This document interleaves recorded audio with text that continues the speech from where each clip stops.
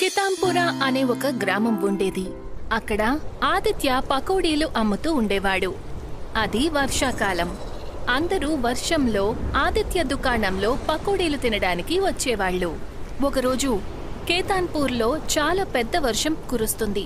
ఇక అప్పుడే ఒక వ్యక్తి ఆదిత్య దగ్గరికి వెళ్తాడు. ఆదిత్య, త్వరగా దుకాణం మూసేయి, ఇక్కడి నుంచి బయలుదేరు, ఊళ్ళోకి వరదలు రాబోతున్నాయి. ఏంటి, నిజంగానా? అవునా, నిజంగానే, త్వరగా బయలుదేరు. ఆదిత్య తన దుకాణాన్ని మూసేసి ఊరి నుండి బయటికి వెళ్ళిపోతాడు. ఇక ఊర్లో చాలా పెద్ద వర్షం కారణంగా వరద వస్తుంది. మనోజ్ పొలం తప్పించి మిగతా ఊరి వాళ్ళందరి పొలాలు పూర్తిగా పాడవుతాయి. ఊర్లో ఆకలి దప్పికలు మొదలవుతాయి. ఇప్పుడు మనం ఏం తింటామో? వరదలు రావడం వల్ల ఊర్లో అన్ని పొలాలు నాశనమయ్యాయి. ఏం పర్వాలేదు, మీరందరూ నా దగ్గర తినడానికి కూరగాయలు కొనుక్కోవచ్చు. నా ఒక్క పొలం మాత్రమే వరదల వల్ల ఏమీ కాలేదు. ఆదిత్య తన పకోడీల దుకాణాన్ని మళ్ళీ ఒకసారి ఊర్లో తెరుస్తాడు. కాని తన దగ్గర పకోడీలు తయారు చేయడానికి వస్తువులు లేవు. అందుకని మనోజ్ కూరగాయలతని దగ్గర కూరగాయలు కొనడానికి వెళ్తాడు. మనోజ్ అన్న, 3 కిలోలు ఉల్లిపాయలు ఇవ్వు. ఉల్లిపాయలు ఎంత ధరకు అమ్ముతున్నావు? కిలో ఉల్లిపాయలు 70 రూపాయలకు అమ్ముతున్నాను. ఏంటి, 70 రూపాయలా? అది కూడా 1 కిలో? మనోజ్ అన్న, ఇది చాలా మోసం. మీకు తెలుసు కదా ఊరి పరిస్థితి ఎలా ఉందో. అందరి దగ్గర తినడానికి భోజనం కూడా లేదు. పొలాలు కూడా నాశనం అయిపోయాయి. వాటి మీద సంపాదించే అవకాశమే లేదు. సమయంలో అందరికి ఆదుకోవాల్సింది పోయి అందరినీ దోచుకుంటున్నారా? ఇలా చూడు ఆదిత్య, నువ్వు నీ కడుపు నింపుకో. నీకు ముందు వెనక ఎవరూ లేరు. కానీ ఎదుటి వాళ్ళ గురించి నువ్వు ఎందుకు ఇంతగా ఆలోచిస్తున్నావు? తప్పు, చాలా పెద్ద తప్పు. ఆదిత్య నాశనమైన అందరి పొలాలను చూసి ఇలా అంటాడు. ఒకానొక కాలంలో అందరికీ కూడా కడుపు నిండా భోజనం దక్కేది. కానీ ఇప్పుడంతా బంజరు భూమిలో తయారైంది. ఎన్నో ఏళ్ల కష్టమంతా కూడా 1 రోజులో తుడిచిపెట్టుకుపోయింది. ఊళ్ళో వాళ్ళ ఆకలితో అలమటిస్తున్నారు, అనారోగ్యం పాలవుతున్నారు. కానీ నేను వాళ్ళ కోసం ఏమీ చేయలేకపోతున్నాను. నేనెందుకు పనికిరాను? ఆదిత్య ఊరి పరిస్థితి గురించి దిగులుగా ఉంటాడు. అప్పుడే ఒక పాడైన పొలం దగ్గర ఒక మనిషి చమత్కార రూపంలో ప్రత్యక్షమవుతాడు.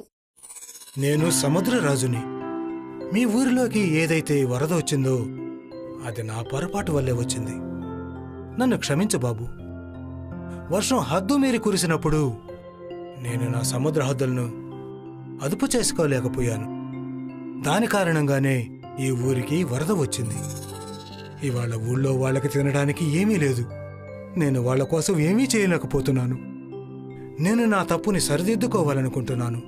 చెప్పు, నువ్వు ఈ ఊరి వాళ్ళకి ఏం సాయం చేయాలనుకుంటున్నావు? నేను నా జీవితాన్ని ఒంటరిగా గడుపుతున్నాను. ఈ ఊరి వాళ్ళు తప్పించి నాకు ఇంకెవరూ లేరు. ఈ ఊరి వాళ్లే నా కుటుంబం. నాకు తెలుసు ఆదిత్య, నువ్వు పకోడీలు అమ్మేవాడివి కదా. ఆదిత్య, నేను నీకు ఏదైతే వస్తువులు ఇస్తానో వాటితో ఊరి వాళ్ళకి సాయం చెయ్యి. వాళ్ళందరి పొలాలు మళ్ళీ మామూలు అయ్యేంతవరకు. సముద్రలోకానికి చెందిన రాజు చేతులు ముందుకు చాచుతాడు. అతని చేతిలో ఒక కడాయి ప్రత్యక్షమవుతుంది. ఆ రాజు ఆ కడాయిని ఆదిత్యకు ఇస్తాడు. ఈ కడాయితో నేనేం చెయ్యాలి మహారాజా? పకోడీలు తయారు చేయడానికి ఉల్లిపాయలు ఇంకా నూనె కూడా కావాలి కదా. లేకపోతే నేను పకోడీలు వండి ఊరి వాళ్ళకి ఎలా సాయం చేయగలను? ఇది మామూలు కడాయి కాదు. ఇందులో నీకు నూనె అవసరం ఉండదు బాబు. దీనిలో నువ్వు నీళ్లు పోయి, అలాగే నీకు కూరగాయల అవసరం కూడా ఉండదు. వరదలో కొట్టుకొచ్చిన రాళ్లను ఈ కడాయిలో వెయ్యి, అవి పకోడీలుగా మారతాయి. ఆదిత్య కడాయిని తీసుకుని తన ఇంటికి వెళ్ళిపోతాడు. తను కడాయిలో నీళ్లు పోస్తాడు. ఆ తర్వాత నీళ్లలో రాళ్లను వేస్తాడు. ఆ రాళ్లు కాసేపటి తరువాత పకోడీలుగా మారిపోతాయి. ఇవి నిజంగానే పకోడీలుగా మారిపోయాయి. నేను రేపటి నుంచి ఊళ్ళో పకోడీలు అమ్ముతాం మొదలు పెడతాను. అది కూడా చాలా తక్కువ ధరకు మాత్రమే. ఆదిత్య ఊర్లో పకోడీలు అమ్మటం మొదలు పెడతాడు. అప్పుడే అక్కడికి ఒక మనిషి తన దగ్గర పకోడీలు తీసుకోవడానికి వస్తాడు. నాకు కొన్ని పకోడీలు ఇవ్వు బాబు. నాకొక చిన్న పాప ఉంది. తన చాలా రోజులుగా ఏమీ తినలేదు. తన ఆరోగ్యం అసలు బాగలేదు. ఇవ్వు బాబు, కాస్త తినడానికి పకోడీలు ఇవ్వు. మీరు అసలేం బాధపడకండి, నేను ఇప్పుడే ఇస్తాను. దీనికి మీరు డబ్బులు ఇవ్వాల్సిన అవసరం కూడా ఉండదు. మీ ఆరోగ్యం అలాగే మీ కూతురు ఆరోగ్యాన్ని జాగ్రత్తగా చూసుకోండి. తీసుకోండి, మీరు ఒక ప్లేట్ ఇక్కడే తినండి. ఎప్పుడైతే ఆ వ్యక్తి పకోడీలను తింటాడో అప్పుడు అతనికి ఏదో ఒక కొత్త శక్తి వచ్చినట్టు అనిపిస్తుంది. తినగానే అతను ఆరోగ్యంగా మారిపోతాడు. ఇది చమత్కారవంతమైన పకోడీ. దీన్ని తినగానే నా వీపు నొప్పి మొత్తం మాయమైపోయింది. నేను ఆరోగ్యంగా అనుభూతి చెందుతున్నాను. ఇవి మాయా పకోడీలు. వీటిని నేను రాళ్లతో తయారు చేశాను. ఇవి గనక తింటే అందరి ఆరోగ్యాలు నయమైపోతాయి. ఆదిత్య ఆ వ్యక్తికి అన్ని విషయాలు చెప్తాడు. ఇక నెమ్మది నెమ్మదిగా అందరూ ఆదిత్య పకోడీల దుకాణం దగ్గరికి రావటం మొదలు పెడతారు. ఎవరైతే అనారోగ్యంతో ఉన్నారో వాళ్ళందరూ కూడా పకోడీలు తిని కోలుకుంటారు. ఈ పకోడీలు నిజంగా చాలా రుచిగా ఉన్నాయి. ఎంత తిన్నా తక్కువే అనిపిస్తుంది. మనసు నిండటం లేదు. అవును, నువ్వు సరిగ్గా చెప్పావు.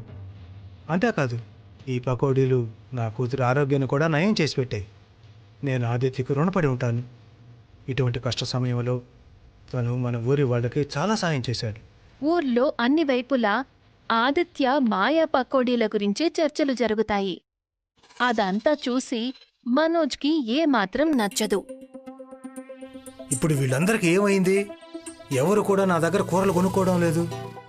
ఇదంతా ఆదిత్య పకోడీల కారణంగానే జరిగింది. కొత్త ఇల్లు బంగళా కొనుక్కోవాలనుకున్నాను, కానీ ఆ పకోడీలు నా కలలను చెరిపేశాయి. నేను ఒకటి చేసి తీరాల్సిందే. మనోజ్ మనసులో ఆలోచించటం మొదలు పెడతాడు. అప్పుడే తన దగ్గరికి ఊరి సర్పంచ్ వస్తాడు. ఎప్పటికైనా నువ్వు నీ కూరగాయలనే తక్కువ ధరకు అమ్మటం మొదలుపెట్టు, లేకపోతే నువ్వు నీ దుకాణాన్ని మూసేసుకోవాల్సి ఉంటుంది. ఎప్పటికే బయటపడలేవు. నిన్ను నువ్వు కాపాడుకోలేవు. ఊరి పరిస్థితి కాలంతో పాటు నయమవుతూ ఉంటుంది. ఆకలిని కూడా ఆదిత్య అంతం చేశాడు. మీరు చెప్పేది నిజమే సర్పంచ్ గారు, కానీ ఈ మాయా పకోడీలను ఆదిత్య ఎలా తయారు చేస్తున్నాడు?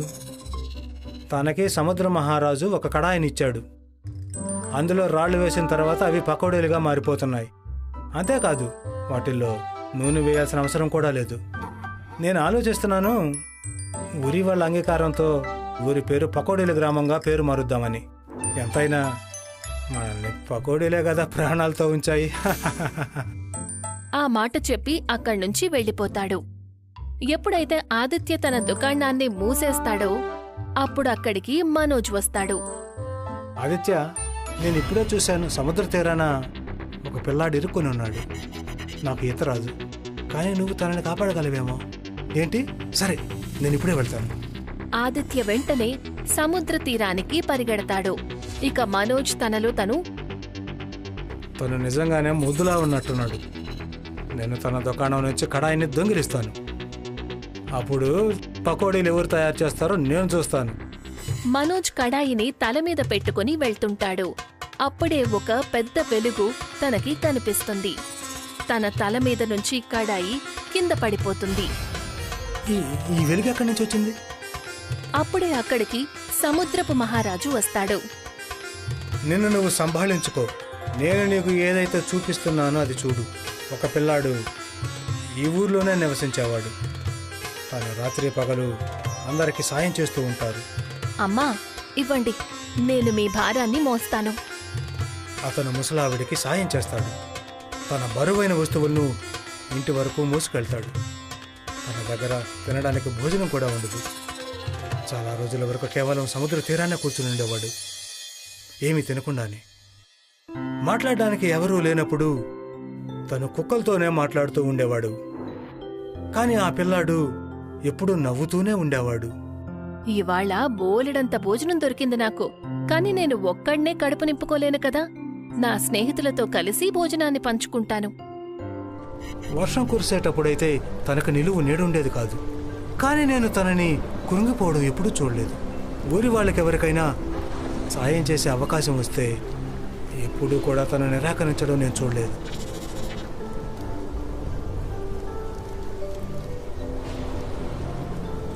ఒకరోజు సర్పంచ్ అతన్ని చూస్తాడు వర్షంలో. బాబు, నువ్వు ఇక్కడ ఏం చేస్తున్నావు? నేను నీ గురించి ఊరి వాళ్ళ నోట చాలా విన్నాను. నువ్వు ఊరి వాళ్ళందరికీ సాయం చేస్తున్నావట? నాకు ఉండటానికి ఇల్లు లేదు సర్పంచ్ గారు. అలాగే నాకు ఎవరూ లేరు. అందుకే ఊరి వాళ్ళకి సాయం చేస్తున్నాను. అలా ఎందుకంటున్నావు? నీకెవరూ లేరని. నేనున్నానుగా నీకు. నేను నీ తండ్రిలాగా అనుకో బాబు. పద, నీకేం తినాలందో చెప్పు. అది నాకు పకోడీలు తినడం అంటే చాలా చాలా ఇష్టం. ఈ కథ ఆదిత్యది. తన దగ్గర ఏమీ ఉండేది కాదు, కానీ ఏమున్నా సరే దానితో అందరికీ సాయం చేసేవాడు.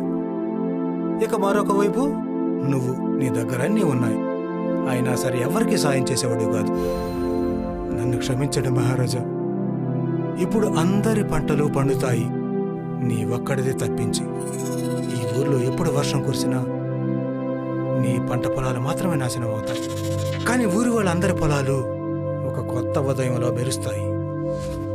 మనోజ్ నిరాశగా అక్కడి నుంచి వెళ్లిపోతాడు. ఆదిత్య కూడా తన దుకాణానికి తిరిగి వస్తాడు. పకోడీలను అమ్మటం మొదలు పెడతాడు. ఇక సర్పంచ్ ఊరి వాళ్ళందరి అంగీకారంతో ఊరి పేరు కేతాన్పూర్ గ్రామం